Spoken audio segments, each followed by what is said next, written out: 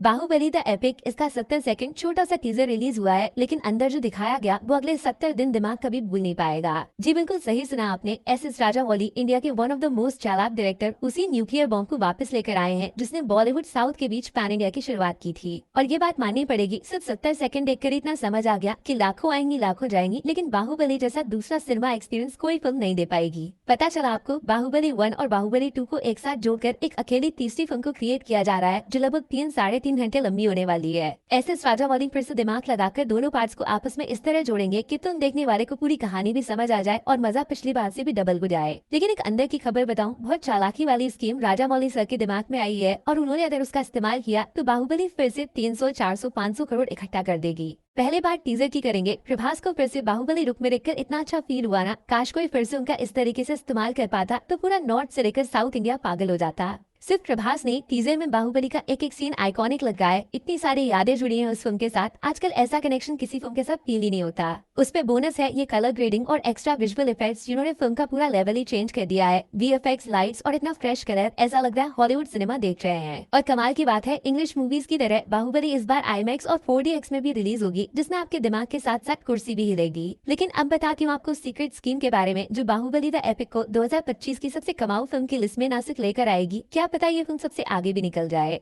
ऐसी उड़ती उड़ती खबर आई है कि ओरिजिनली जब एस राजामौली के फादर ने बाहुबली की स्क्रिप्ट को तैयार किया था तो उनको डर था कि फिल्म का क्लाइमैक्स पार्ट 2 रिलीज होने से पहले ही लीक न हो जाए। इसीलिए ऐसा बताया जाता है कि बाहुबली की सिर्फ एक नहीं 3-4 डिफरेंट एंडिंग को शूट किया गया, जिनमें से सिर्फ एक का इस्तेमाल हुआ और इंडियन सिनेमा हमेशा के लिए बदल गया। अब आप भी वही सोच रहे हो ना जो मैं बोलने वाली हूँ। जी हाँ, बाकी बची हुई 3 एंडिंग्स अभी भी राजामौली इन 3 के अलावा किसी को पता नहीं है। तो क्या हो अगर बाहुबली द एपिक में पार्ट 1 और पार्ट 2 को एक साथ जोड़ने के लिए राजामौली ओरिजिनल क्लाइमैक्स की जगह अगर नए क्लाइमैक्स को पब्लिक के सामने रख दें। कटप्पा ने बाहुबली को क्यों मारा, अगर इस सवाल का जवाब ही बदल जाए और बाहुबली के क्लाइमैक्स में बल्लाल देव के सामने जूनियर प्लस सीनियर बाहुबली एक साथ आ जाए तो जो बात सिर्फ सोच के ही आपका दिमाग बल्ले बल्ले कर रहा है, अगर वो हकीकत में हो गया तो तैयार रहना, फिर से बाहुबली के टिकट्स एक हफ्ते बुक करने को मिलेंगे नहीं। अगर बाहुबली की एंडिंग में चेंज होता है तो सोशल मीडिया पे ऐसा धमाका होगा जिससे बॉक्स ऑफिस काम जाएगा और प्रभास के स्टारडम का दूसरा जन्म हो जाएगा। एकदम बेस्ट चीज ये है, बाहुबली की तीसरी फिल्म आ रही है दिवाली के अगले हफ्ते 31 अक्टूबर को, और ऐसा बता रहे हैं कि इसके अगले हफ्ते नवंबर में जेम्स कैमरॉन अवतार को प्रमोट करने इंडिया आएंगे। और वहीं पे एस राजामौली जेम्स कैमरॉन के साथ मिलकर अपनी नेक्स्ट फिल्म जो महेश बाबू के साथ जंगल एडवेंचर होगी उसका फर्स्ट टीजर लॉन्च करेंगे।